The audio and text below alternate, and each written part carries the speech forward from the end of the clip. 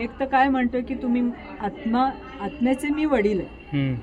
आम्हाला माहीतच नव्हतं आत्मा आली कुठून, तिचे वडील कोण, ती कशी सुखी होणार, तिने किती जन्म घेतले, हे आम्हाला काही माहीत नव्हतं. आता जी चूक आपण करतो, शिव आणि शंकर यांना आम्ही एक करून टाकतो, कारण आम्हाला माहीतच नव्हतं ना.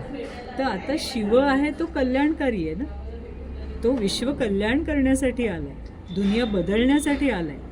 आणि शंकर ही जे त्यांना आपण म्हणतो विनाशकारी देवता, आणि त्याला काय म्हणतो, त्यांनी तिसरा नेत्र उघडला की विनाश होणार. आणि तो देहधारी आहे, तोही तपश्चर्याला बसलेला आहे. मग तो कोणाची तपश्चर्या करतो, तर याचीच.